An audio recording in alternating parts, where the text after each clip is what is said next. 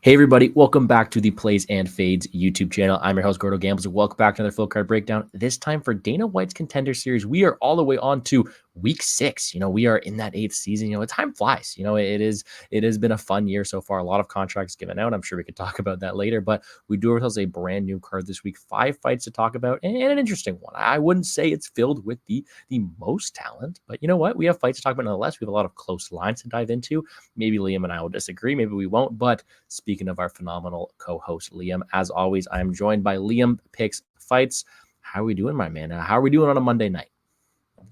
We're doing well, my brother. I got the "We Will Wrestle Again" shirt because our guy Marab taught them how to wrestle. And I'll just say this.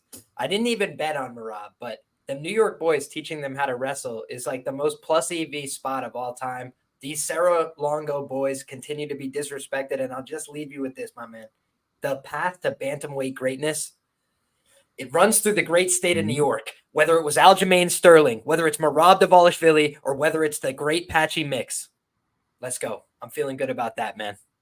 Hey, man, happy to hear that for you. We are coming off of a historic UFC no-check card, an interesting one to say the least. I have to mention a couple things. Number one, we are still waiting on our boy Pierce. Maybe we'll see him. Maybe we won't. His birds are playing right now. And Liam, Drake Leonard just got a touchdown. So hopefully that helps you with a little bit of coin. Who knows how that's going to go. But no, as always, we are breaking down these fights on a Monday night, talking about some Dana White Contender Series. Happy to do it. As always, we are alternating channels, my channels, Plays YouTube channels, and Liam's channels, Liam Picks Fights. It is all put in the description down below. Be sure to check them out. It should be a fun final 5 weeks of action here, starting off with this one right here. So I say we don't waste any more time. As you guys can't tell, I'm back home. No more lag. We are ready to go. Let's get started with the very first fight of the night. We have ourselves 2 returning fighters. We have the 8-3 Dylan Mantello versus the 11-3 Ahmad Hashanzada in what is a solid 155 scrap. Now, both these guys lost their last time on Dana White Contender Series and are now making their return back to the cage. You have Dylan Mantello going out there, and he lost his last fight to Kenan Krajewski, a guy who did make it to the UFC, maybe hasn't had the most success so far, whereas you have a guy in there in Hashanzada who did lose to Nazim Sadikov last time. Both those guys were finished in their last matchups. It does make it for interesting matchup between the two of them here being brought back here. But I'd be remiss if I was the first one to talk about a fight here. Let's get our awesome co-host to talk about some fights. And what are your thoughts on these 2 returning prospects? Oh boy, man. I was a little bit higher on Hassanzada coming into his fight on Contender Series back in 2022. Reason being, if you remember that time, I had gotten basically on a Twitter space with somebody that was in the gym with him and had said like they just didn't really rate Sadikov on the ground. They didn't think he was that high level, and they thought he was exploitable. And so I was like, man, Hassanzada, he's very aggressive with the submissions. Maybe he could get something going there. But his chin has been a constant concern. And honestly, I have to rewatch more film on this guy in terms of the recent footage, what he's done since. But watching his old footage, it's not great. Like none of it's very good. The things that you see is that he ends up in a lot of bad positions. He's very aggressive. He was lucky to fight some guys that were pretty low level. They would mount him, land some good ground and pound, then go for a submission, fall off the top, give him another chance. Like just things that you won't see, I don't think, at a higher level. But on the Mantello side, if you remember, bro, it was actually one of my favorite calls of the year. I called Kenan Krajewski via club and sub in that one. And I was just thinking to myself, I was like, this is a guy who's very dangerous. He's a guy that had a lot of finishes on his record. He had a lot of power. And the thing about Mantello, he's a bit upright in his stance. He's a little bit stiff and robotic with his striking. But I do think when you look at what he brings to the table, he's got some power. He's got a willingness to take damage. You see, he absorbs a lot of damage in his fights, but he's willing to take that. I think what's a little bit different about the two is that you see Hassanzada get dropped by a lot of shots. You see Mantello just get marked up by everything. His face wears a lot of damage. So I think if it goes, longer, that's not great for him because I think he's going to accumulate a lot of damage on his face. That being said, if he's able to win some scrambles here, he could definitely win this fight. I think that Hassanzada, he's a guy that has a huge following on social media. He's probably the A side here. I'd reckon they brought him in to get this contract if all goes well. But I think on the Mantello side, he's kind of just a guy that goes out there, fights a hard, approach. He's from Sarah Longo MMA, guys. So again, you kind of know what to expect in terms of the grittiness, the want to win, the preparation and cardio, things like that. But I also think that Mantello is kind of more along the lines of, Bazooka, Sadikov, these kind of guys. Granted, Sadikov had success, but you just look some of the lower echelon guys coming out of Sarah Longo, maybe not a Murad, maybe not an Alger. Not everybody can be on that championship tier, but he's another guy that's a body in the room. He's a big guy, a long guy, and a pretty strong guy. So I didn't think his wrestling looked bad against Nate Williams. He was able to get back to his feet. He was able to keep working there. And then he was able to eventually put him away in really devastating fashion with the jump knee. So I don't remember. What did you say the odds were on this one, Gordo?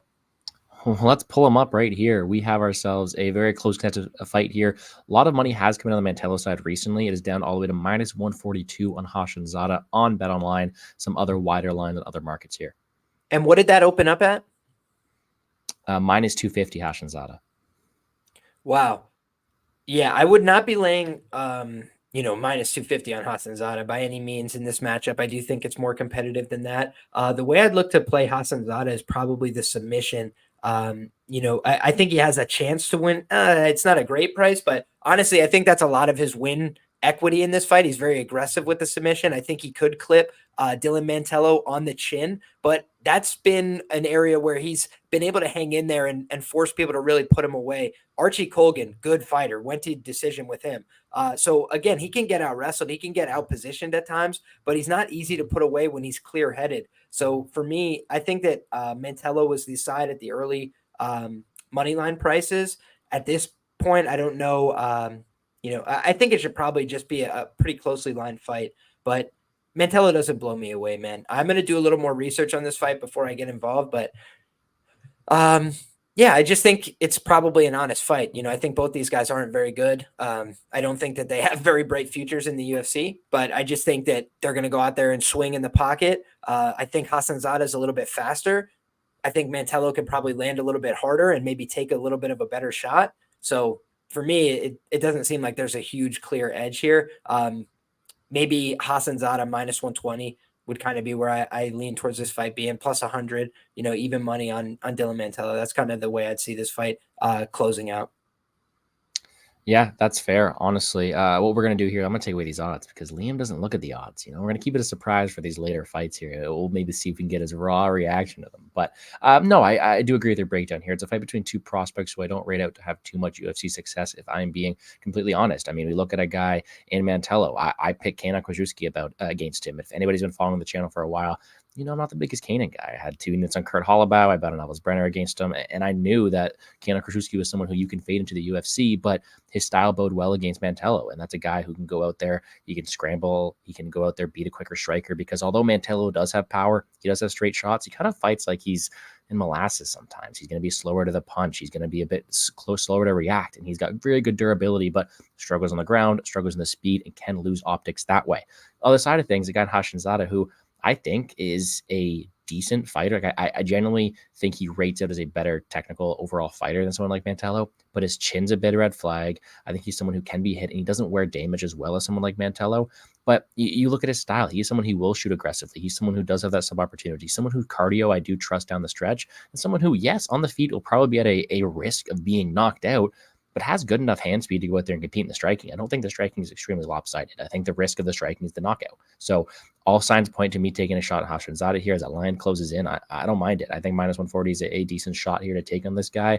I think you're putting yourself at risk for that KO loss, but I think you're gaining more decision equity. You're gaining more sub equity. And what you're getting is a guy who's just a better minute winner of the two with more paths getting it done. So give me Hashanzada in this spot here. I think there will come a time to fade him as well. I don't think these guys are both top 15 caliber by any means, but I think it is one where it's a pretty volatile affair. I think the one path to take for Mantello is that knockout upside. However, I don't think it happens too often. More times than not, minute winning and grappling does go to a guy in Hashanzada. Anything to add on this first fight of the night? I was just gonna say the one thing is I watched the Josh Streaker fight, and he's not a bad fighter, but he's not a good fighter either. And he was able to go out there and kind of exploit him in the wrestling and the grappling and take him down at times. And for me, that's just not a great look. He was also able to beat him up a little bit on the feet. So I feel like both these guys are pretty low level. I wouldn't be comfortable laying big chalk. That's the only thing. But I do think you're going to continue to get a better price here based on how this market's been moving. There hasn't been much strong resistance yet, and I think that you could probably wait this one out and get a good price. Yeah, I don't mind it. And on that Hashizada sub line that you did mention, I know Larry mentioned it here as well. That is something that I would maybe look for those domestic books on the openings right now. Plus 275 isn't all too enticing, especially with the line coming in. Who knows what line we will get tomorrow? So I'll be sure to keep an eye on that. Let's move on towards our second fight of the night, or at least we think it is. The bout order is all messed up here, but we have the 6-0 Yura Naito versus the 5-1 Atiba Gautier. Gautier, the Silent Assassin. Let's call him Max. That is a pretty sick nickname after all. But we do have ourselves a pretty fun fight here. I think this is one that I think you can make a case for success for both guys. I think they both right out as fighters who I think have their path to success. You look at a guy in Naito there, and I do think he has the tools to put on decent UFC performance. I think he's a very solid wrestler. I think he does have a pretty good history in that weight as well. He can go out there and utilize that to take the back, have good positions that way, and maintain it for a few minutes down the stretch. But I'm not the biggest fan of his striking defense. I think he is hittable, and I think he's a guy who, although I think he's faced better competition as his opponent, is still someone who I do think, if he loses those wrestling exchanges, is a bit more, let's say, prone to being hit on the feet, prone to losing minutes that way. And I think he's someone who does have flaws in his game. Now, does he start fast? Yes. Does he go out there and utilize his takedowns very early? Yes. And I do think that is going to be key to him have success here, but I still think there are flaws on his side. You've got a guy in Gautier, and the first thing I will say is something that actually Larry mentioned in the chat as well. He looked way bigger face off that. This guy is a pretty big dude, the silent assassin, and that physicality is something that I will mention later. I might mention a bit later, but he utilizes that physicality in his fighting style. He's very powerful. He throws with fight-ending intention. He is someone who I think doesn't necessarily have the best wrestling game, and that's something that will be tested here. But a guy who on the feet is very, very dangerous. He's explosive. He's got a good ability to work in the clinch as well and utilize that physicality. And I do think he has someone who is very dangerous to go out there and hurt someone like Naito, who does kind of keep his hands down sometimes. However, how I see this fight going on, I do see a guy, Naito, being the guy who's able to land those takedowns. And if he's able to have sex on the mat, not only is Gautier a guy who I haven't really seen have too much success on the mat, I think he can be stuck in bottom position. But as the fight goes on, the cardio may be a question as well. We did see that Gautier struggle with that takedown defense in that Glenn Williams fight, which I was looking for the name over to my right here. But no, he's a guy who I do think has holes in his game. I would not be surprised if Naito was able to go out there, dominate the wrestling, and look good that way. However, I do have my hesitation about it because of the physicality that Gautier has, because of the dangerous stuff he does have on the feet, and because of the overall matchup dynamic. Now, I will pass one over to Liam. I got distracted. There's something that popped up in the bottom of my screen here. What is this combination we have here? We have ourselves BigBird, Pierce joining in. Oh, he's looking ready to go. The hat's looking good. PFL shirt on. Yes, sir. The background's coming in. Welcome to the show, man. Happy to have you here. We're talking about a fun fight here in Naito versus Gautier. I'm just going to finish it up by saying, yes, low level of competition, and I do think both these guys have their paths. I'm going to side here with the Naito side. I do think he's able to get his wrestling going, and I do typically lean towards my wrestlers, but I would not be too bullish on taking a money line stance here. Pierce, let's go right to you, man. How are you doing, man? How are you feeling tonight? Are you ready for some fights tomorrow, man? How are things? Brother, I am in the pits right now, bro, after the choke job I just witnessed on the field just now from the Eagles. But I had to pull out this is the closest thing I could find to Alaska in my closet. So, I got to show out for my boy Mr. Alaska on this card. But yeah, I'll let you get to your breakdown on I forget Atiba versus Yura, but that's a interesting fight to say the least. It is, and I did get through it, so I'll repeat it for you at the end if I have to here. But I I'll pass. I thought you were about to go. No, good, man. We talked about it. I do think it's a fight that I did end up picking the Naito side of things, but the physicality that scared me off of it. I don't think it's one where I would be surprised if he struggled with wrestling down the stretch. However, I do think that is the most likely path to victory. Let's go with Liam then here. Liam, you talk about this one. We can let Pierce build up the anticipation as he gets the background sort of behind him. Yeah, I think that this is a interesting fight because it pits better skills against better hardware, right? You have on the one side a guy who looks, with all due respect, a little skinny fat. You could poke him in the belly, find a little give, right? And the other guy looks like he was cut from a stone. So that's a difference, right? That's a big difference in terms of what you expect from the strength, the physicality, things like that. However, the technique, I think Naito is a much better wrestler. I think he's a much better grappler. And when you look at how those dynamics play out, it changes fight to fight, right? Do I think it should be a closely lined fight because one guy has a huge hardware advantage and one guy has a huge skill advantage? Yes, I do. ultimately. And I think that the biggest path to victory for the Naito side is a submission in this spot, or potentially a decision. I mean, let's just be frank. Like, that Glenn Williams guy, he was 40 years of age. He was coming off of 2 losses. There's nothing redeeming about that loss, except that he got up a handful of times. Like, it was just really not a good look. And he had every physical advantage in that fight, right? So if you go back and look, you would say he was younger, he was bigger, he was stronger. If they looked at face-offs, I mean, fuck, he would have been a minus 1,000 favorite, right? And he just got styled on by some dude who I don't think ever fought again, by the way. So you just look at that and it's like not a bullish signal. I think that this is a guy that probably needs a little bit more development. I think that he could win this fight, but it won't be good for him if he does. I think he will be languishing in the UFC. I think they give him a guy who's another athlete that could take him down, and he will get exposed really easily.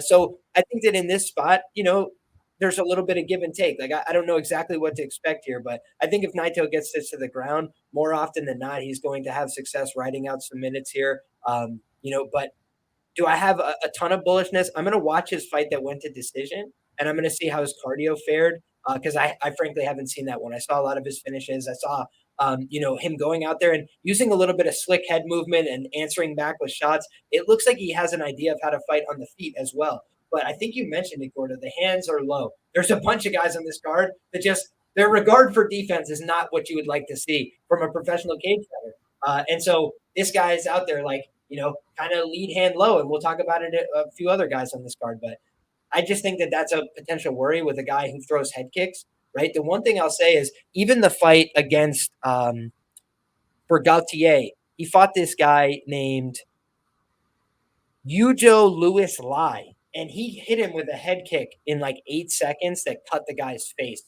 right open. So he basically comes out in that fight, throws a 1-2 head kick, and just busts the guy's head open, gets taken down. But then as soon as he gets back up to his feet, the guy is bleeding all over from the initial shot. And he's just like, fuck all this. And just basically, in my opinion, quit. Because he was like, there's nothing I can do to this guy when we're on the feet. I can't take him down no more. Fuck this. But I think that when you look at how this Naito guy approaches it, he's probably going to have a little bit more willingness to attempt the second takedown, if you know what I mean. But he would not be advised to go out there and stand with this guy in the early going, because the other guy is a little bit cleaner with his delivery of power.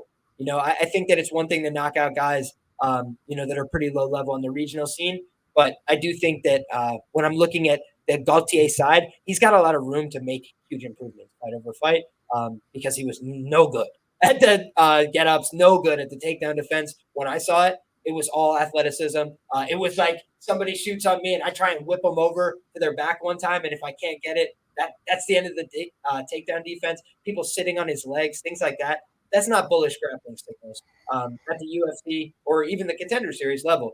So I think sub prop on the Naito side, but maybe the money line on Gaultier is interesting. We saw it last week where a guy looked a little cleaner and a little bit more polished on tape, the Georgian, but he wasn't able to have the same physical success that he was hoping to. And the other guy was making bigger improvements, I felt, from tape. I just can't remember the gentleman's name, but something to just keep in the back of your mind. It's not always what you see on tape in Contender Series. You have to try and project out talent and athleticism, things like that. And I just think that in terms of who could have a brighter future, probably Gaultier in the UFC long term, but short term, I just don't think he's ready in terms of the skills. All right. Well, before we get to Pierce's long-awaited opinion here, let's pull up these odds, because this is something that we are going to mention here again today. We have ourselves a very, very closely lined fight. -117 right now in Naito, -103 on Bet Online. At least we are getting a lot of love coming in on the Gaultier side of things, leading to a lot of line value that way. Now, I'm going to let Liam talk about it. I just want to say, as someone who doesn't always rate the Gaultier cardio too well, maybe I could be wrong that way too. The knockout line of +350, something that is enticing here, especially if it was to open a bit larger on domestic books as well. But I do think it's a decent way of playing him because of how low. Yeah, because of how low Naito does keep his hands. Liam, what are your thoughts on these odds? Honestly, I think they're probably about right. Unknowns pushed the line closer to 50-50. Both of these guys pretty untested. I would say Gaultier has the one like glaring red flag, which is he just got beat by somebody that stinks. But the Naito side, like I could imagine if he faced resistance, him not having a good time. he's done well so far, but again, there's a lot of guys that come off the regional scene from over there and just don't look the part in the UFC. I thought we saw that a little bit with the gentleman who fought Yusri Belgarui last week as well. On the pre-tape read, I just was not sold on that guy being a UFC level fighter. And frankly, even after a win, they didn't sign Yusri. So, it's like they didn't think he was UFC level either. We'll put it that way. And I think that when you look at this fight, for me, the props is the way to go here. I'm zooming in to see it a little bit closer, but Naito by sub at 3-1 and what's his name by KO whenever that opens on domestics, Gautier, I think those are probably the two props to look at here. Maybe the decision, if it's a huge price on the Naito side, just because I think that, he could try and bore this out, go grapple this guy, into another dimension, but maybe he just doesn't have the physicality to really leverage anything. That's something I could foresee as well, especially with the over chalked at minus 170. That wouldn't surprise me if it ended up going the distance. All right. Well, I'm definitely excited to hear from Pierce here. Pierce, we got a couple questions for you. Number one, we got the odds here. I know you like to get in your early action. So do you have any action on this fight? And what are your thoughts on this fight here? If you want to, you can touch on the Mantello versus Hashinzada fight as well. It's funny because I actually have this. I bet both the props that Liam mentioned just now. So, great minds think alike. You know what I'm saying? But Liam, can I get your opinion on when you look at this picture? What are you seeing? Let me get out the way. Is that Gautier? It might be. He looks like a philosopher, I'll tell you that. He's staring into your soul as we speak. But he's very photogenic, so I mean that's my breakdown right there, man. You can't get a guy this good looking on the Contender series and lose. But yeah, I'll do a quick little breakdown on Mantello versus Hassanzada. Both those guys are fucking ass, and they have no business being in the UFC. That's my thoughts there. And Euro Naito versus Gutierrez. I actually bet Ateba. I bet him at plus 140 this morning, and obviously it looks like it came down. I guess a bunch of people bet it. I mean, my premise behind the bet was like it's a lot of questions on both sides. Like Euro, yeah, he's got the wrestling background that I don't know what level of wrestling he competed at, but obviously I've seen him in the singlet, so obviously that could be a path for him here. But Ateba, I'm gonna give him a benefit of the doubt. He did fight that loss, that is split decision loss, even though he could have won, but it was not a great look. He was 20 years old. So we need to be honest when you're looking at Ateba, he's raw, he's athletic. Liam was beaten around the bush. What he's trying to say is he's big, black, and athletic. That's the best way to put it. And Ateba, he's at a good gym right now, Manchester top team. So I gotta assume that he's getting better. He's 23 years old, 22 years old, and he's a Sambo champion, I think, or he competed in Sambo. And I like his striking, man. The kid moves well. He's got good high kicks for a big boy as well. And I just think if you got these two guys 50-50 is honestly the best way to put it. I mean, whoever wins is going to look a gigantic favorite just because of how binary the matchup is. But that's why I think Liam mentioned it. If you bet the KO on Gutierrez and you bet the sub on Naito, I think that's honestly a decent angle to attack this fight, considering Naito has a potential grappling path and Gutierrez does turn the back, which we saw in the decision fight. So I don't mind a submission look there. And for the KO, I mean, Naito seems kind of flaky if you ask me. I don't know if this guy's not getting takedowns. I know I haven't seen it, but I get the vibe he's good. He could pull guard. He could just I don't think he's gonna like what he's getting on the feet is how I'm trying to put it here. So if you can get plus money on either side, I think it's a good bet. It's a pretty coin flip of a fight where a lot of questions on both sides. But yeah, funny fight. There are lots of questions to be answered. And I just say Pierce came in here blind to what we had said. And basically, we see this the exact same way. We both said that Mantello and the other guy have no business in the UFC. And then we were like, the money line side's probably, the underdog. But that's just funny, man. Great minds think alike. Cheers, brother. Hey, do you think it's a coincidence that Marab became the champion and he's training with Dylan Montello? I don't think so. Why do you think Marab's striking is as good as it is at this moment in his career? Because he's sharing the room with Dylan Montello. That's all I'm going to say on. All right. All right. That's definitely it for sure. All right, let's move on to our next fight of the night. We have the 6-1 Benjamin Bennett versus the 6-1 Joey Hart. And guys, we're not going to have Pierce here sitting here with his cool little Alaskan hat and not let him talk about Mr. Alaska first. We do ourselves a very close contested fight, one that I'm actually looking forward to. You do have ourselves a pretty extensive amateur record on the Bennett side of things, but a decent frame for the division, a guy in Hart. I do think it could be a pretty fun fight. We got some very close odds. Let's talk about your boy, Mr. Alaska here. Pierce, the floor is yours. Yeah, although I got this hat at a truck stop in Virginia, I'm gonna claim Alaska with the hat because when we look at this matchup, man, I mean, what better nickname to have than Mr. Alaska? And the fact that he's living in Colorado right now, it just makes a lot of sense for me. But we got my boy Benjamin Bennett facing, everybody calls him Peyton Talbot Jr. Just because he looks like him doesn't mean he is Peyton Talbot. But Joey Hart, this guy's an interesting prospect to say the least. I personally think he's very raw. I mean, he's got a cool highlight reel. I'll give him that. But yeah, if you go behind if you go behind the paywall and watch his fight against Scott Ritz, my man, uh, my man Peyton Talbot Jr. got knocked down twice, and that's just, Peyton Talbot would never get knocked down like that. And when I look at Joey Hart, I think he's talented. He's got this meme potential where he can just pull knockouts out of his ass, which we saw in the Scott Ritz fight. Got dropped twice, sat on his ass twice, and then he just rocks this dude behind the ear and he takes out the equilibrium and finds the finish. So be it. But I mean, we got Benjamin Bennett here, where I wish I got the plus money. I was sitting around thinking people were gonna play Joey just because he's cool. He's got like this little swagger to him. But when I look at this matchup, I think Benjamin is can't leave himself open when he tries to close the distance. But I think he's durable. He's only been knocked out once in his whole pro and AMI career, and that was the step in knee by Trey Waters, which was I don't want to say fluke's the right word because Trey's got that long frame and it was like he could always set that up. But Benjamin was up 2-0 in that fight, and it was a fight that it looked like he was going to comfortably win a decision.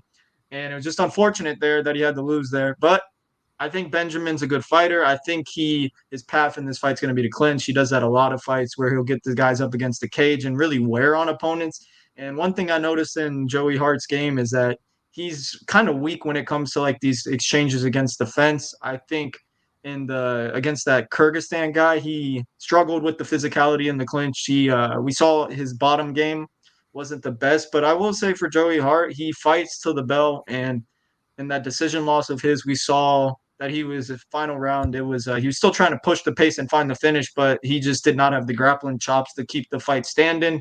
And I think he's a tough guy, but when I look at Benjamin Bennett, man, I think this kid's like fight IQ personified. I mean, he might not be the most entertaining style when you watch him fight, pushing guys up against the fence, mat returning, and just wearing on dudes. But I feel like that's honestly the perfect style to beat Joey Hart, where if Joey wins, it's probably going to be him getting taken down or pushed up against the cage and coming back.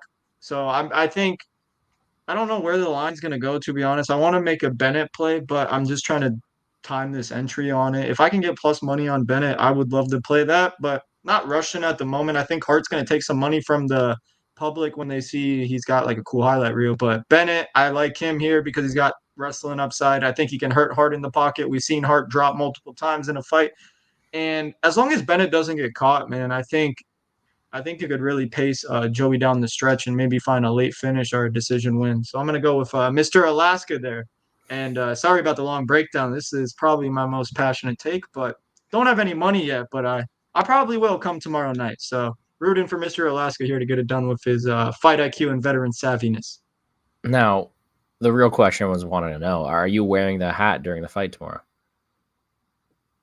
Shit, I mean, if I'm wearing it right now, I got to, bro. It's the Mr. Alaska hat. If I take it off, he's gonna get knocked out. So I might wear it to class tomorrow. Get the little aura going for my boy Benjamin. But yeah, I'm curious. Did you guys watch the Scott Ritz fight as well, or?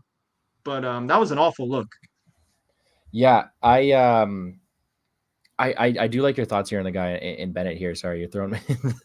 I just think about the hat, man. Think about you in class tomorrow wearing it. I think that brings a smile to my face. I'm ready to go, man.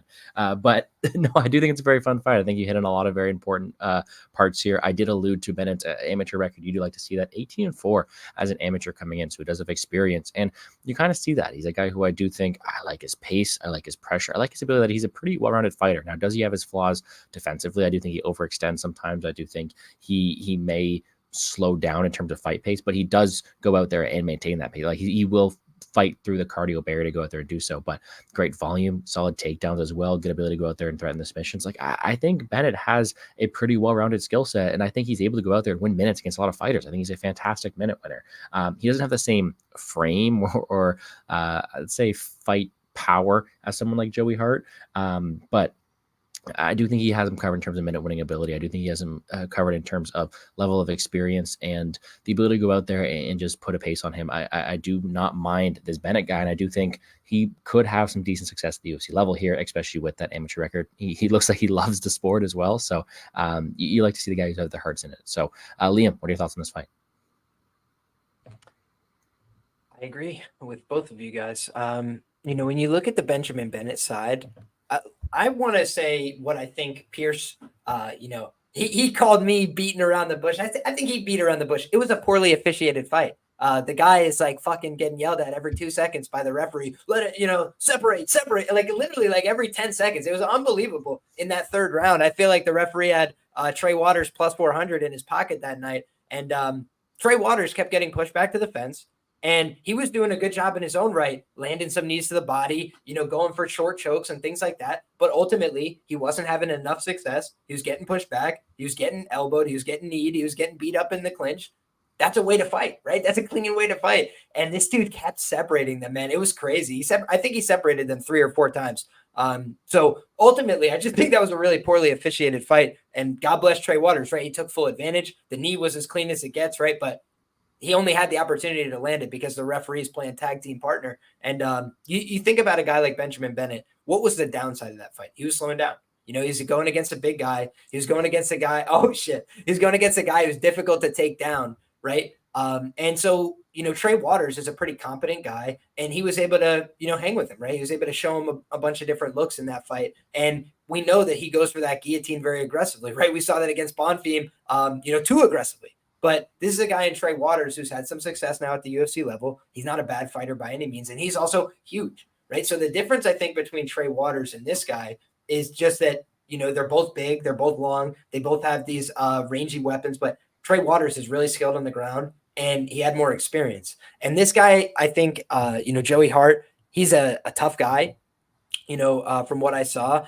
I really admired his willingness to keep fighting. He got put in a ton of bad positions in the fight that he lost. If you go back and watch that fight, I did not get to watch the one Pierce was talking about where he seemingly almost got knocked out, but the DR Kuraev fight. DR Kuraev was an 0-1 pro at the time.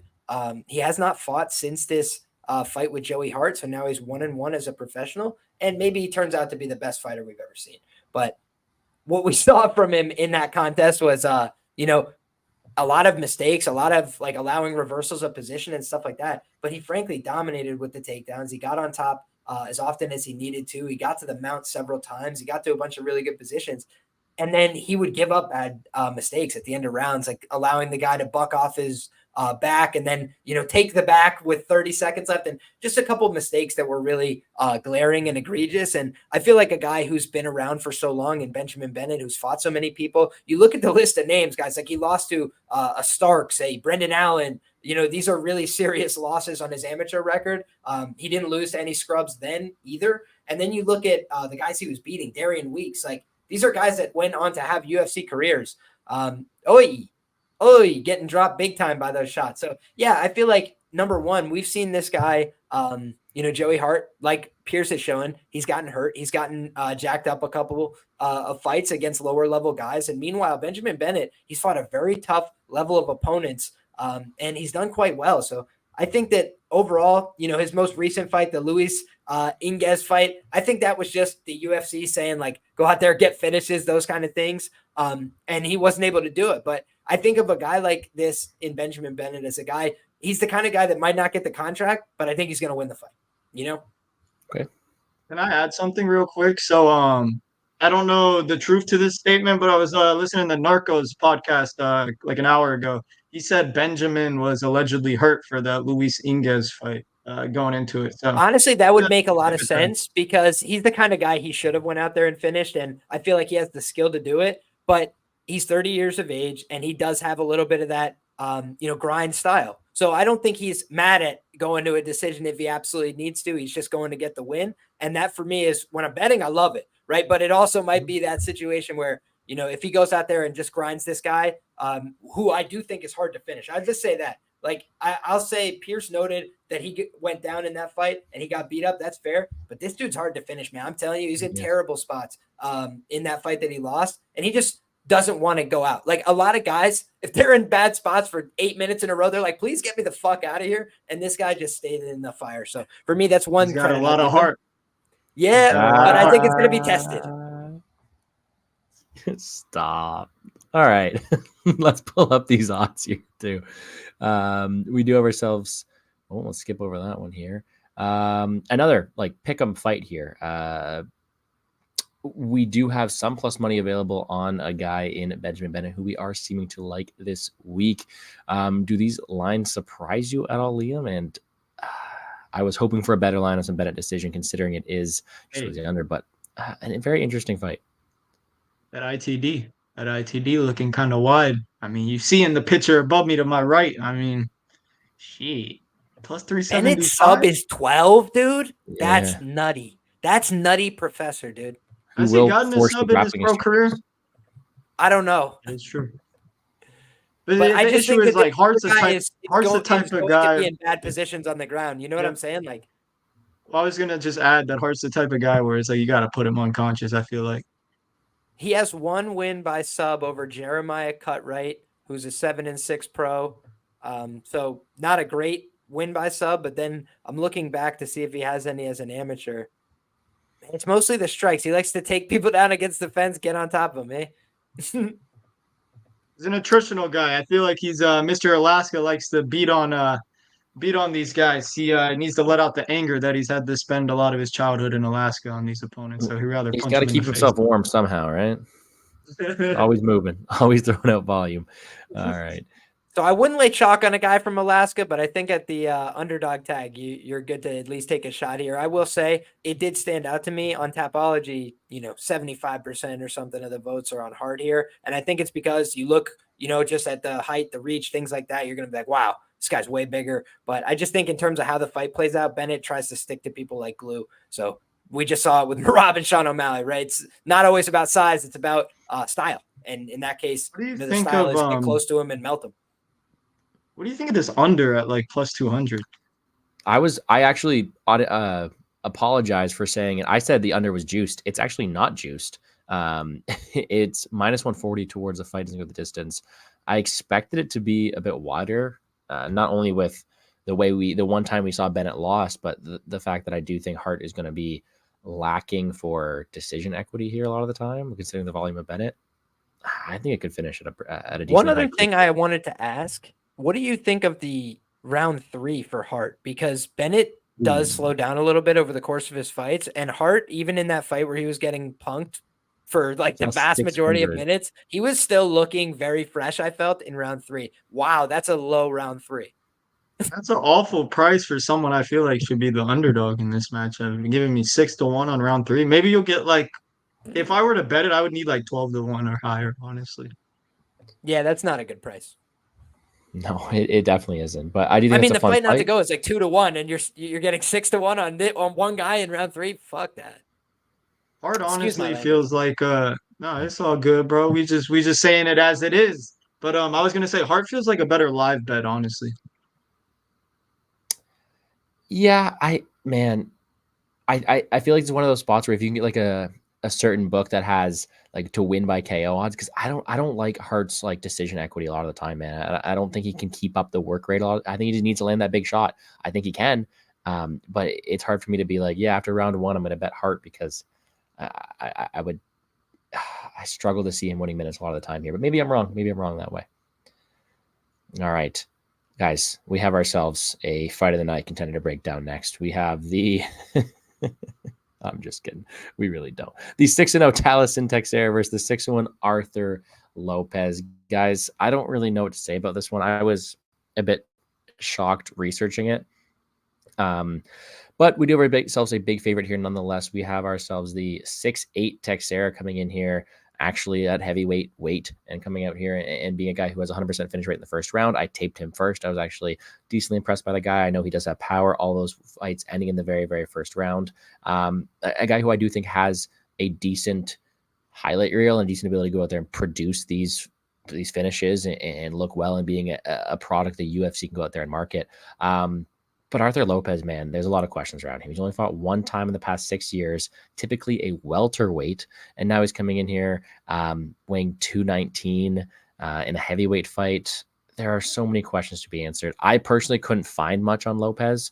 Even his records going out there, only one fighter with a winning record he's going up against. There's just a ton of questions to be answered. Why is he here? Why was his fighter nicknamed John Jones? Why did he weigh in 219? He's at a huge size discrepancy. It's a spot where I do think not only is Texeira the A side, but he's got more power. He's coming at the proper weight. We've seen him fight more recently. He's a guy who I think is deserving of the shot here. I have so many questions about this fight. It seems a spot where I do think Texeira should be able to roll easy, and anything short of an early finish might be a little bit of a disappointment here. Liam, we'll go to you next. Is there any value in the dog here, or what are your thoughts on this one? I don't know if this guy is a real person. I feel like this guy is a fictional creation.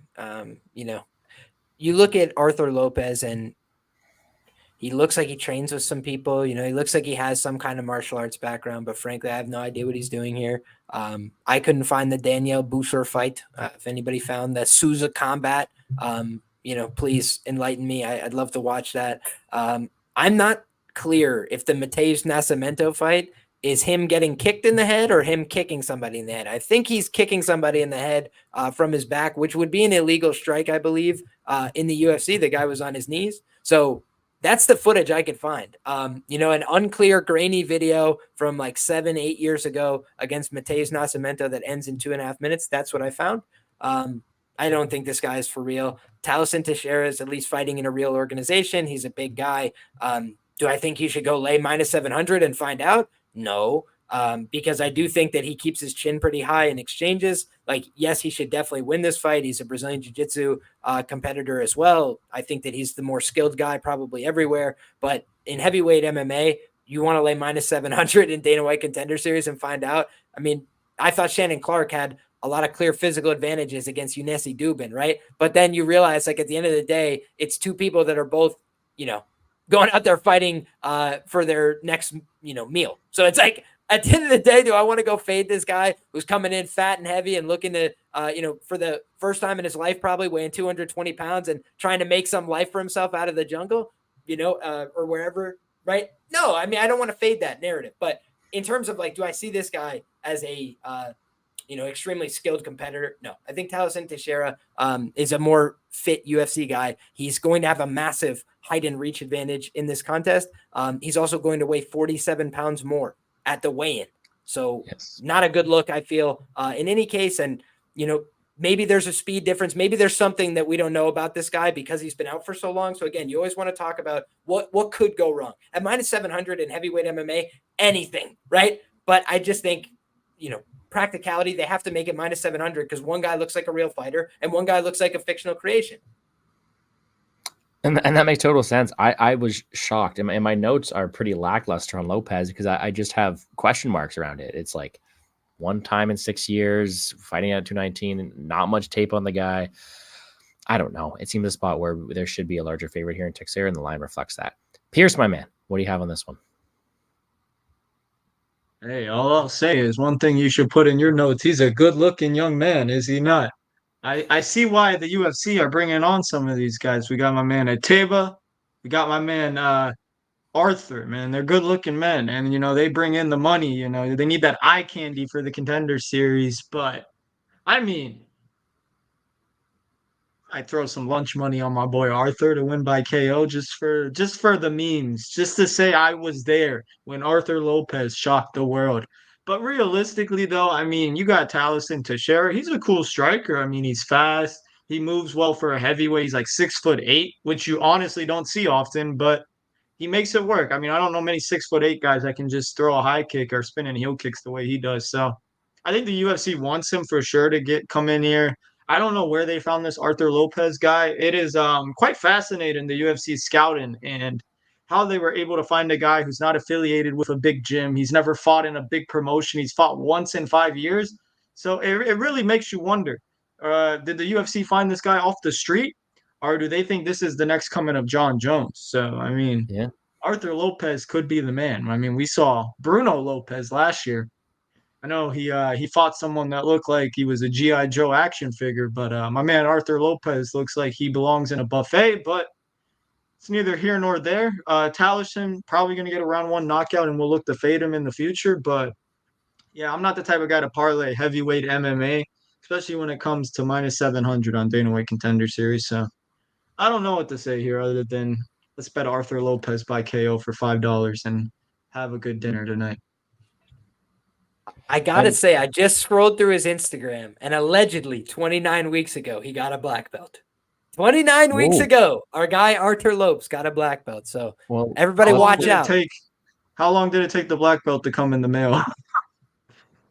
But Liam, I know you're a big grappling guy, so I forgot to mention. So Atiba, whatever his last name is, he's been putting in work with my boy Puya Romani. Do you know who that is? I'm not familiar with this game, no. Okay, well you're. I'm gonna look him up right now, though. Puya Romani, bro, beast of a grappler. I forget who he beat somebody in karate combat and grappling that was really impressive. But yeah, that's bullish. That 25-1 Atiba Gartier sub might be the play. Might be the play. Well, let's pull up these odds here. There's another 25-1 subline on your boy Arthur Lopez. But to talk about Pierce's point there, that he's good looking. His fight nickname was John Jones. So do we think Dana White was out here looking up like oiled up John Jones, and Arthur Lopez just tunes up and he's like, "Hey, buddy, can you make heavyweight?" And he's like, "Yeah." And it's like, "Okay, sure, here you are." But yeah, I'm confused by this one. We do have ourselves a pretty large favorite. I talked about the lines. There they are. Minus 725 right now on Taliesin Teixeira, a guy who is minus 275 to win in round one, minus 350 win in that first round. A lot of the value has been sucked out. Minus 800 inside the distance. Now, if you're feeling bullish, like a guy like Pierce, you have the Lopez KO plus 750, the Lopez sub plus 2,500.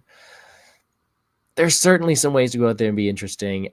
I can't bring myself to do it too often, but maybe if this gets a bit too excessive, with the way we've seen parlays go ahead, I would not be surprised if Teixeira was minus 1,000. I mean, Shannon Clark was minus 2,000. So we'll keep doing it to myself. I keep bringing it up, guys. But I'm happy to report that Canadian fighters. Oh, we didn't even talk on La Framboise last week, man. Maybe for a good reason. What's going on? You're the black belt in the mat and you get armbarred like that. I don't know. I just had to talk about some KMMA. Seems to be the trend. But I'm happy to report at UFC Noche, the Canadian fighters did not lose. They didn't fight, but they didn't lose. And that's an improvement from the weeks prior. So they'll also go undefeated this weekend. Shout out Canadian MMA. All right. Let's move on to this final fight of the night. What looks to be the headliner for this matchup, and a pretty interesting one to say the least. We have ourselves the tattooed man, the 8-0 Aaron Tao versus the 6-1 Elijah Smith.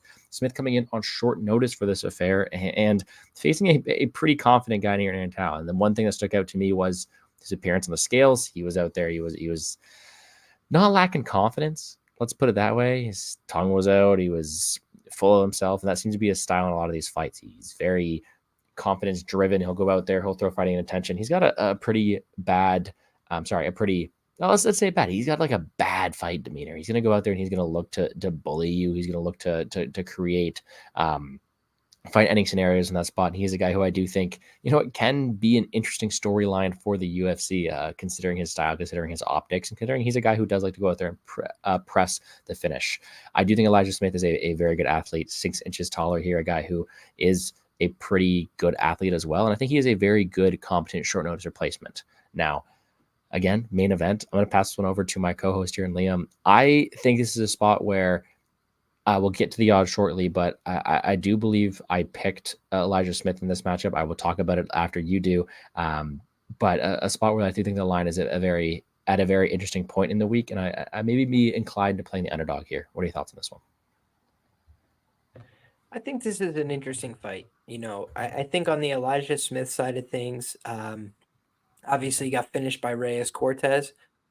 Reyes Cortez, a guy who's twice come up short on the Contender series, but he was very early in his professional career, took a tough matchup, and it didn't work out his way.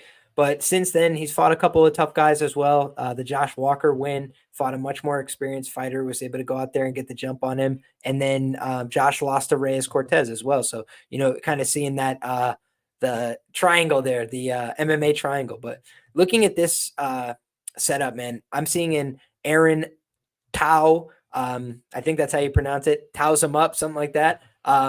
And listen, he seems like a guy who's got a lot of intensity, a lot of aggression. I did watch his amateur loss against Aaron Alexiou, and it wasn't super bullish. He took a lot of damage in that fight. He was kind of getting manhandled physically, and I do wonder if his style is going to translate against these big physical guys, that he's going to take on in the UFC at 135 pounds, right? I think that he's a guy that has, skills and abilities, but I talked about this earlier, right? I said, we're going to talk about somebody else who hangs their lead hand very low. It's a guy who's constantly like hanging his lead hand very low, and he's looking to counter and looking to like stuff the hand and do a couple things like that. But he's not like a Daniel Cormier who's constantly trapping the lead hand and preventing you from jabbing out. He's just like, kind of like playing around with his distance and stuff. And he's not big. So he's there to be hit by bigger guys, in my opinion, unless he's going to close down the range, try and get on top of them. And in that case, I've seen him use some power, get a hold of people, pick them up, take them down. But the one thing I will note is that his opponent, Elijah Smith here, seems to be a competent wrestler. I don't know that I've seen a ton of defensive wrestling footage from him. But what I have seen is that he can go out there and offensively wrestle at a pretty decent clip. I think maybe Chapa took his back at one point, but then he was able to reverse positions. He was able to get on top. He was able to get the back, have some success down the stretch. So for me, here's my questions about the Elijah Smith side, because I know he's favored. ABC say always bet on cardio. And the one thing is that Reyes Cortez fight, man, was not bullish on cardio. Because he went out there and he was looking saucy in the first round. He's looking like he was having a good time, throwing his shots. And everything just looked 2 beats slower in round 2. And Reyes Cortez was easily starting to pick up his reads, easily starting to get a hold of him, things like that, like push him back towards the fence. And his forward pressure was starting to pay off. And then by round 3, they were starting to note like, hey, slowing down a little bit. But then he gets hit with a shot to the body and then a right hand, and he went down. And I'll just say, like, Reyes Cortez, of all the things I thought about him, I thought he was just like slightly not good enough for the UFC level. Both times when he came up, I was like, man, this guy's got some well-rounded skills. He's just not physical enough. He's not aggressive enough. He's not as much of a killer. And he's able to go out there and finish this guy. So that's the one thing where I was like, I didn't like that. I didn't like that look. I do think that means you can get clipped by a guy like Tao, right? Like, I think this guy, Tao, has little regard for his own health and safety, which is both a pro and a con, right? Like almost like a Chris Duncan. He could go out there and get blasted a bunch of times, but I think he will die swinging, like face down, before he just like gives up on the fight, right? It took a liver shot from Slava to like freeze him in place and put him down. But then you saw when Charlie Campbell was just styling on him with uppercuts, this dude hits a knee, gets up swinging. And that for me is what I kind of expect from Tao here. Also, I do think, when you look at just the size comparison, there's always different ways that size dynamics play out. If this is a range striking fight, you want to be Elijah Smith because number 1, he's got the rangier shots. He can use those. Number 2, he literally shoots takedowns from very far away. That's just his game. He likes to be like way outside, get you up here, get you playing with hands, and then he shoots a takedown from far away. And he makes that work for him. But my concern for him is, number 1, if he gets sprawled out on and caught underneath in some of those positions, spin behind, now you're stuck underneath, you're putting yourself in a bad spot. Those takedowns work against guys of a certain level. I don't know if it's going to work against Tao because he's never been tested. You look at his fights, he's 8-0. He's done a great job. He just hasn't fought anybody that has a winning record, a pulse, or something to write home about. So I think that he is a guy that the UFC would love to bring in. Let's just be frank about that. If you look at his crowd reception, people like this guy. here's the other thing. There's a lot of people that are generic fighters, right? Like they just look like another guy. Both these guys have a cool backstory. Elijah Smith, son of a UFC fighter. Cool story. That's why he's in the main event. This other guy, though, the thing is, people have this impression that these guys are cocky or something like that. With Kai Kara France gets a negative crowd reaction. They're just Maori, right? And I don't love the whole thing because I don't understand it all. But they say it's just like part of the culture. They're a warrior culture. They do all these, like putting on the mask, like whatever that he does. God bless them all. I don't understand all of it, but that's what he's getting into. And this is a dude, when you talk about commitment to the lifestyle, right? There's a lot of guys that represent, something or other in the UFC. This dude has it tatted from here to here, what he's all about, right? The guy is committed to the lifestyle. So if he doesn't win this fight, he's back on Contender Series next year. He's a guy that is about this life as far as I'm concerned. He's a Dan Hooker protege, by the way. And when you look, we've talked about some of these guys that come in at Cam Roston. Cam Roston was just a guy at the gym. He'd been there for a couple months. He was a guy that were like, hey, good luck, Cam. Everybody's rooting for him, but nobody was like, this is my guy, stamp of approval. They were just like, hey, we're excited to watch him fight. Israel Adesanya's guy was the guy who fought last week, Navajo Sterling. And this guy is Dan Hooker's guy. And Dan Hooker's been like every step of the way in his corner, trying to guide his career. I honestly think the fight against Kang Bang Lei was a fight where it was going to be two guys meeting in the middle, throwing down, and maybe just a guy who could last a little longer was Tao in that one. But now you're looking at a spot where it's like, I don't know exactly what to expect here. I think that Elijah Smith is going to come out. He's got the better chance maybe to ice him early. He's kind of fast, quick with it, good reaction time. When you shoot a takedown, he's trying to elbow the shit out of your head. But he can be taken down if you get him against the fence, in my view. I think that based on the style of their height dynamic, one guy has easier access to the hips, right, which is Tao, especially if he's able to pressure him back with the strikes at all. So for me, sometimes Elijah Smith is a little bit too, what's the right word for it? Finesse with the strikes. Like he's a little bit back in his stance and moving backwards and looking to line stuff up. And I do think that Tao, if he's smart, is going to try and pressure this guy right back to the fence. You don't want to deal with this guy in open space. And if he's able to do that and just knee him in the thigh and survive for 5 minutes, that's when I think he becomes live in this fight. I think that if he just goes out there and tries to make it like a classic Dana White Contender Series, we both meet in the middle and bang, that's not going to end well for him, I don't think. At a high clip. He could win that fight, but I think then the line is accurate. But if he comes out here with a really smart game plan, and I'll just say this, for all the credit Dan Hooker gets as a striker and being a tough guy and all those things, he's gone out there and wrestled guys when he needed to and when it made sense. Nasrat Haqparast, that guy knew how to box. He knew how to go out there and kickbox, but he was like, this guy can't wrestle. So he just took him down all night. And I was like, that's a game plan. That's an idea of the right thing to do. So I think that, they've had a lot of time to plan for the matchup. And I think that they know that this guy is experienced. He came up the right way. He's got a father that fought in the UFC. He's not going to be incompetent anywhere. But there's a way to fight him that's optimal and suboptimal. And if you go out there and exchange at distance early, suboptimal. If you go out there and press him against the fence, knee him in the thigh, take something out of him, and then come find out what he's got in rounds 2 and 3, I think that's a fight that Tao can win and could have a star-making performance, because we've seen when this guy gets a little bit deeper in the fight, if you've made him work hard, if you've gone back and forth with him on shots, if he has some doubt in his mind, he can be finished. He can be hurt. So, Reyes Cortez has some knockouts on his record, but, a lot of times he's taking guys to decision. A lot of times he needs to break people late. And in that fight, I kind of thought it was partially landed a good shot. I thought it was partially Elijah Smith was starting to fall apart on himself. So for me, that's where Tao can just be gritty, use that experience. He had amateur results and pro results. So I would lean towards a dogger pass situation at the current odds. Which is what I alluded to at the start as well. I think when it comes down to it, gun to my head, I think Elijah Smith has the ability to go out there and utilize his range. I like his range. I like him when he's fresh as a better minute winner that way too. His wrestling seems to be good and a better level of competition. I do think Smith has the opportunity to go out there and win this fight. If all the attributes fall his way, I think he's the better overall fighter. But we've seen him slow down. I'm not the sharp is better, but one of the worst bets I've ever done in my life was I took a half unit stab on Reyes Cortez over Peyton Talbot. I'd never forget it because it was a horrible bet. Not the worst bet you can make, man. I'm telling you. There's definitely worse bets out there. I bet you're better than Cameron Saman. Hey, he took a round off Peyton, man. Most people can't do that nowadays. That's true. And maybe maybe I'm sorry, I've definitely done worse bets, but that was a pretty bad one. And the main reason why I thought you could have some success there is, you know what, Cortez showed some power, and I know Peyton Talbot can be hittable at times. He beat Elijah Smith, and that was something I definitely remembered for sure. So there are flaws with Smith's game.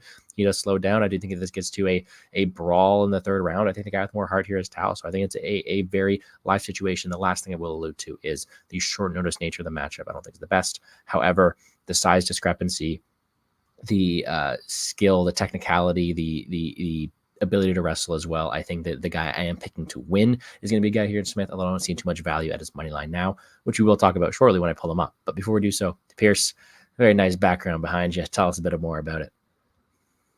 Yeah, so I see a lot of people like Elijah Smith, and while I on a surface level, he's actually, you can tell he's very talented. He's got a lot of skill, but my issue with him is he's so green right now in his career, where it's like I feel like if he were to get into the UFC right now, I think they would be doing him a disservice, because I think he's very raw.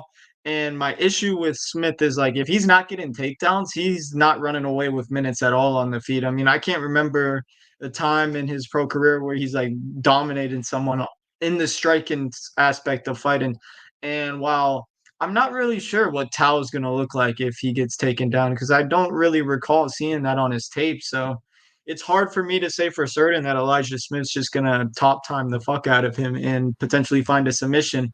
Where like Tao, I know Liam said it probably might not be a good idea to, start standing in the middle in the first 5 minutes. I honestly feel like he needs to make this fight dirty. He needs to make it a dog fight. And it's like these Islanders, man, they got hell of a chin and they want to fight. So it's like if Tao can just, stand his ground and his chin can hold up, I think he could potentially catch Smith. I wouldn't put it against him, like Liam said.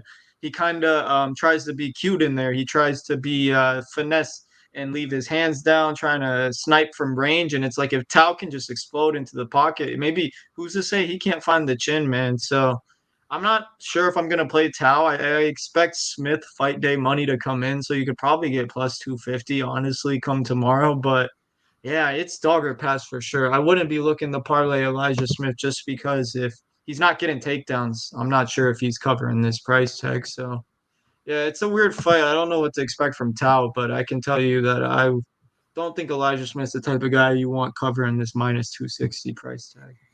Which is completely fair. And speaking of that price tag, let's bring up these odds. I do have them here. That line is only climbing. Minus 260. It opened up minus 105 at even, spiked all the way at minus 300. Now sitting around that minus 260 price tag. Does go in and out. Minus 25, minus 213. But it is one that I do think is live. Tao plus 220 is interesting. The Tao KO is only plus 400. If it does open better on domestic, which it typically does as well, that is something that has my interest as well as potentially Tao late if it were to extend into a dogfight. What do you guys think the main path to victory for Smith is? Is he somebody who does add equity to? Yeah, that's the thing too. Is plus 100 to win inside the distance, plus 265 win to wide decision. There are ways to play this fight. Liam, Pierce, anything that really stands out to you here? The GTD plus 160, I feel like it's got to have some value. I mean, it just comes down to if you think Tao's durability can hold up, because I would assume a lot of the finishing equities probably, at least the market's factoring in a lot of the finishing equities, a KO from Elijah Smith. And it's like, I guess I saw Tao, he was kind of rocked in the Loga fight, but I don't know. I don't think he's the type of guy that's going to flake hard from like one clean punch landing on him. So GTD plus 160, or if you really like Smith to win, I don't mind his decision prop at all at plus 275. I think that's the path to victory I favor the most in this matchup for Smith. Cool. Liam?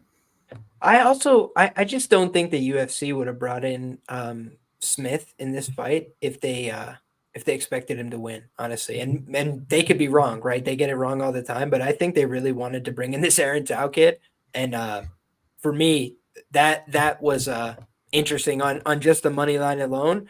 But beyond that, could you scroll down just a little bit on the props? Of course. I'm just trying to see something. He was actually supposed to be on the same card as his boy Navajo before Navajo got moved up on a replacement opportunity. So ideally, this was an Australian showcase at 12-1, man. I think that's an interesting way to look at that. Listen, I would wait for domestics first and foremost because they'll be higher. 100%. But I also just think like from like how I expect this fight to go, Smith round 1 is a terrible price. I wouldn't play that, but I do think, he has some equity there. But for me, I just think Tao becomes a lot more dangerous the longer this fight goes on. And round 3, yeah, that's interesting to me. Yeah, I think this maybe getting too cute with it, but the Tao decision, no action one is interesting because I do think Smith has more decision equity of the two. I think Tao is someone who is more reliant on that forward pressure, looking to break someone like Smith, similar to what Cortez did, find his reads, land the big shot. So a very interesting fight to end the night. Now, there's 5 fights, an hour in. We have covered a lot of them. But as always, we're going to go through them all here. And what we did a couple of weeks ago, which I liked, I think we had some fun with it. We did go out and give a Hail Mary parlay. So what we're going to do is we're going to go through each one of our quick recap, our quick picks of everything, what we have on each one of these 5 fights, and give it a quick Hail Mary. I personally haven't even thought of one yet, so let's just see what comes to mind. But I will kick it off first in the very, very first fight of the night. We do have ourselves Mantello and Hashinazada here in what is a battle of 2 guys coming back here, but 2 guys who did lose the first time, both finished that first matchup, who I don't rate out too well. I think their styles clash a bit here. I think a guy in Mantello is a guy who is pretty slow on the feet. I think he's got great power, but pretty slow, can be taken down, can be put in precarious situations. And although Hassanzada can go out there and he can be hit, I do rate him as the better minute winner. I think he can compete in the feet with the hand speed. I think he has the better ground game shot go there. And if anything, I am looking at the Hassanzada side, although I am aware of the KO risk that Mantello brings. Naida versus Gauthier, I think when it comes down to it, gun to my head, I like the wrestler in this matchup. I think he is someone who does have more skills. He is more proven at that level, but not a guy who I really want to play too often because he has his flaws. He's the let's say the not as athletically gifted guy here. And we just saw that last time. People who have clear wrestling upside, if they can't get it going, if they can't get past the physicality, I do think Gauthier has a better striking. I think he is more threatening on the feet. And I do think if Naido's not able to get that top control, he could struggle down the stretch. This isn't my favorite fight from a betting perspective. I did pick Naido though. The next one, we have the 6-1 Benjamin Bennett, 6-1 Joey Hart. I like Mr. Alaska here. Maybe not as much to wear the cool hat like Pierce, but I do think he has the ability to get it done. I like his pace, like his pressure. I like his amateur record. And I like the way he has proven to us he can win this fight a multitude of ways. I think there are some wide lines on the submission. I think there's wide lines in his pressure-based style. And although Joey Hart has a long frame, he has power in his own right. I like Bennett to be the better minute winner of the two and just have more paths getting it done. Hopefully get back to plus money on him because he is a guy I'm picking to win.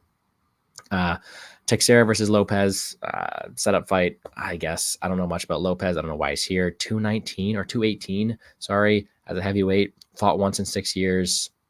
I don't got much to say. A 6'8" Brazilian dude with a ton of power, 24 years old. I think he's the A side here in Teixeira. He should have been in a high clip. The line is let of proportion. I don't got much to add on that one. And then Tao versus Smith, I just talked about it. I think, gun to my head, I picked Smith. I think he has more tools to get it done. I like his size. I like his range. I like his ability to land takedowns as well. And I think he's fought a better level of competition. But Tao's a dog. I think Tao is a guy who is brought in here to potentially have success. I think he's the better fighter as the fight goes on. I do think he has a finishing ability. He's got more power. I think he is a very live underdog. Let's put it that way. Elijah Smith potentially be the pick. I think he has decision equity because of it, but I do think Tao late KO props something I'll definitely be looking into. If he's able to survive that late, should be a pretty fun fight. In terms of my Hail Mary parlay, let's go with one that pays out pretty good. Let's just go with a I was going to do a full sub one, but no, let's do a Hashinazada sub, Benjamin Bennett sub, and then let's go with Smith decision. All right, Liam, we'll go to you next. What are your thoughts? All right, man, let's do this. So we'll start at the first fight of the night. And in this one, if I could get back to the screen, we've got Dylan Mantello and Ahmad Hassanzada. I don't feel great about this fight. I don't know who's going to win this fight. The fight should probably be very closely lined. Mantello's an awkward, stiff striker, but I think he has more power, and I think he's slightly more durable. He wears damage poorly, though. So, buyer beware on either side in this fight. They both have huge fatal flaws. But shout out to Dylan Mantello because he's representing the great state of New York, and we're on an upswing. We just had Merab go out there and claim another bantamweight title. So let's just ride the momentum and say the quiet man, Dylan Mantello, puts that finger up after he knocks out Hassanzada. Then we've got Yuro Naito and Ataba Gautier And for me, I think that this is a fight that could go either way. Again, a fight that should be lined very close. You've got a Gautier that I think is very live to win by knockout. I think that if he gets taken down, he's either going to get decisioned or potentially get submitted. He does show his back. I think his opponent is much higher level on the mat. But I also think that he's got an opponent who's way more athletically developed. You just look at the body composition. It's not comparable at the face-off. So for me, you can make a case for hardware on the Gautier side, especially at plus money, but the Naito side is the more skilled competitor in my view. And also, I will just say, Japanese wrestling is extremely underrated just globally. They're very, very good, very globally competitive. So just because you ain't watch wrestling on television, don't mean these Japanese guys can't wrestle. I will let you know that Yura Naito does seem to have a solid wrestling base, and it's a good country to learn how to wrestle, period. Next up, we've got Benjamin Bennett and Joey Hart, and I think Joey Hart presents an interesting challenge here. He is similar in body style to a guy who's defeated Bennett in the past, but Bennett is the much more experienced fighter in this spot. I think he's a better grinder. I think he's got the better projection right now in the UFC based on his skill set, based on his experience. So for me, I think Bennett's going to get this guy to the ground and probably eventually exploit him to a submission. But I will just say the note on Joey Hart, tough guy, was put in terrible positions in his loss, did not give up, did not concede, kept trying to work out from the bottom mount. Seems like a tricky enough guy. Seems like he has a self-preservation streak. So maybe Bennett by decision, but I think the round 3 prop is the way I would look for the Hart side. If I was looking for a pre-bet on him, I do think that he's a guy that stays active late. If he's not dead, if he hasn't been choked, I think he's going to go out there and look to kill this guy in round 3. And I think that's when he has his best chance. Benjamin Bennett spends a lot of energy trying to hurt people when he's taking them down, trying to use that clinch work. And I just think that that's the opportunity to get him late. So next up, we got Taliesin Teixeira, and I think he's a real fighter. Demolador Arthur Lopez, I think that he is a Fugazi. I think that he might be a real fighter, but there's no evidence to suggest it, right? He's going out there, he's training, he's doing the right things in terms of getting looks in the room, but you have to have competitions in order to be evaluated. He hasn't had competitions. He hasn't had public competitions. He hasn't had competitions against anybody good. And the thing that makes you scared about that is that he's going to meet some resistance here against a guy who has been fighting in the LFA, a real organization, against a guy who does seem to have a legitimate black belt, trained with legitimate people. So again, it just seems like one guy who has a lot more proving credentials and looks like he's built for the weight class against a guy who doesn't look like he's built for the right weight class. He looks like he is a light heavyweight or a middleweight masquerading as a heavyweight because he's not in shape. He's not prepared. He hasn't competed in 7 years when he used to compete at middleweight and welterweight. And it's just not a guy that I think you can have great faith in. The tape is not there.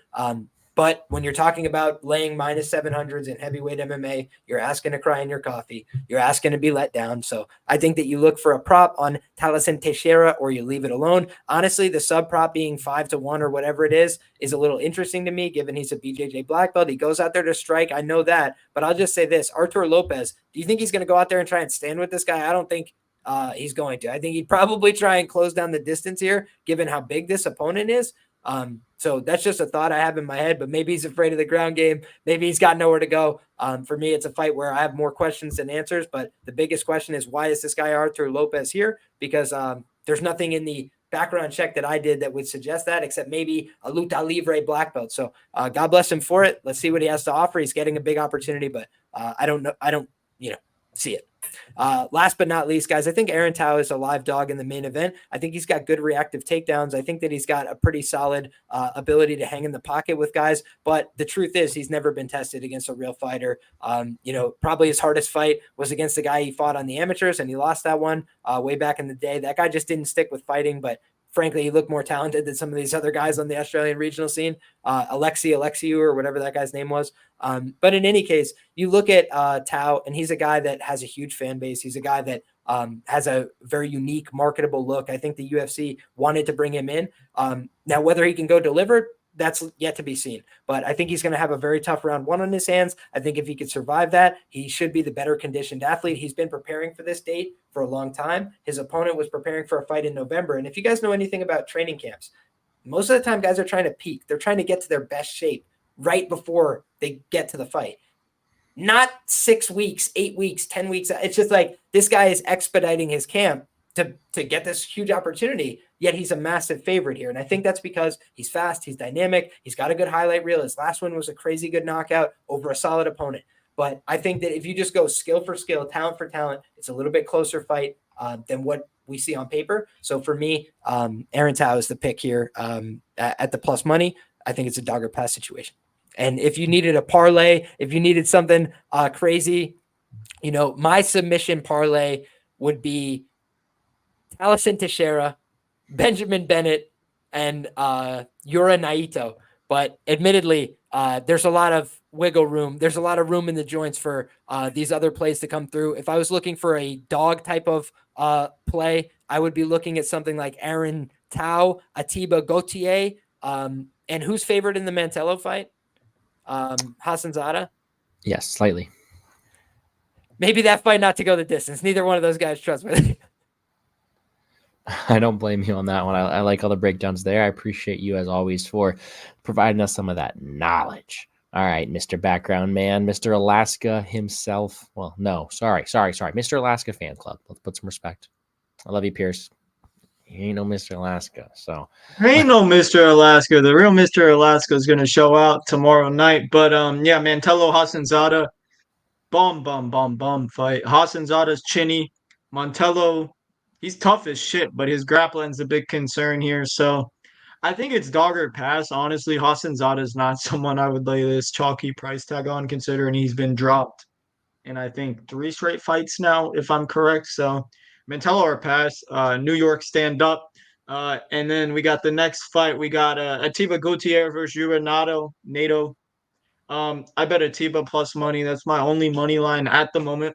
And at Pick'em, I wouldn't play him as a money line play. I would maybe look for a prop angle KO by Gutierrez or submission by Nato. But for money line's sake, I'm gonna say Gutierrez at this price would probably be who I would pick. But yeah, attack it with a props. I'm not feeling the Pick'em as a play for either guy. But then next fight, Joey Hart versus Benjamin Bennett. I haven't made a play yet. I'm gonna wait. I'm probably gonna make a position on Bennett if I can get plus money. I'm just waiting because I expect Hart money to come in, but I think his fight IQ and grappling could be enough here to potentially drown Hart in the later rounds. I know Hart. You guys say Hart is tough. He could potentially find a round 3 finish, but I could also see an attritional stoppage for Bennett if Bennett's constantly pushing him up against the cage and finding takedowns. So I don't mind a late finish prop for Bennett if I'm being honest. And Arthur Lopez Teixeira, I mean, there's not much to say here. Teixeira's being brought in to win against this guy who's fought once in 6 years. So,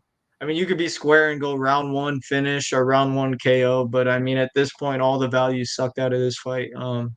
Yeah, nothing I like there. And then the main event, Elijah Smith versus Aaron Tao. Moneyline, dogger pass. If I'm playing Smith, I would want to attack a plus 270, plus 275 decision prop. I don't mind that at all. And I think Tao can maybe make it dirty.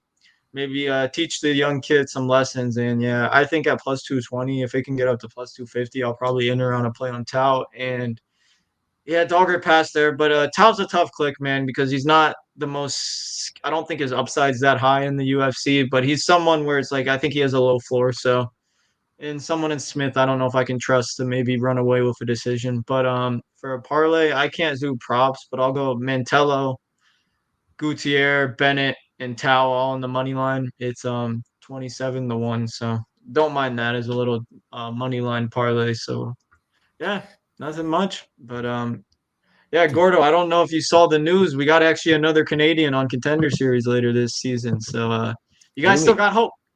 My man Mohamed Ado. He's actually the one guy that they've been hyping up in Canada. So good luck to you guys. I will need counseling. All right. I think it should be a good time of cheer for them. I appreciate you. Thank you for also providing the Hail Mary DGen parlays. We love those. We appreciate it. And hopefully we're able to go out here and give you guys enough insight into tomorrow's fun 5-fight slate. We're on to week 6 already. Next week we will be on week 7 on Liam's Pick Fights channel. Speaking of that channel, Liam, tell them where they can find you and what do you got going on the rest of the week. Hell yeah, man. You can find me everywhere at LiamPicksFights.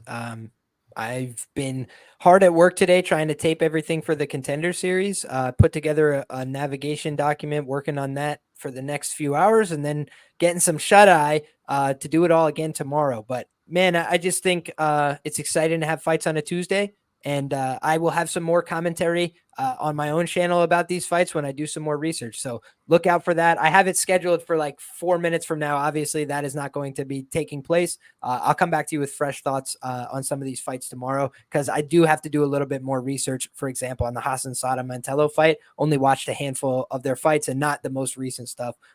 So for me, want to touch up on a little bit of these. But yeah, you can find me everywhere at Liam Picks Fights. God bless you all, and good luck on your bets.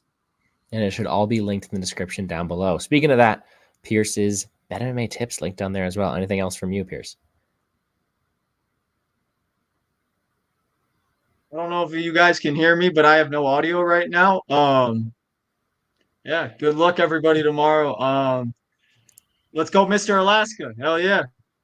That's all we need anyways. We appreciate you as always, Pierce, coming on, and wish you the best of luck on all your stuff tomorrow. So with that, guys, I appreciate everybody for tuning into the channel. Make sure to like button down below, subscribe to the channel, show some love. See ya, Pierce. He's going to chase his man, Mr. Alaska. I think the hat was just getting too hot, and he had to take it off, but just couldn't do it on the stream. But no, we appreciate Pierce for tuning in, appreciate Liam for tuning in as well. As always, like I said, week 7 will be on the Liam Picks Fights YouTube channel. Be sure to check that out. Check them both out on Twitter as well. BigBird_PH for Pierce, and at Liam's Picks Fights. You can check me out at Gambles Gordo. All my slate of bets we posted probably a couple hours before the fights. I'm looking forward to it. Should be a great time. I wish everyone all the best of luck in all your betting endeavors, and let's make some money, guys. Peace and enjoy the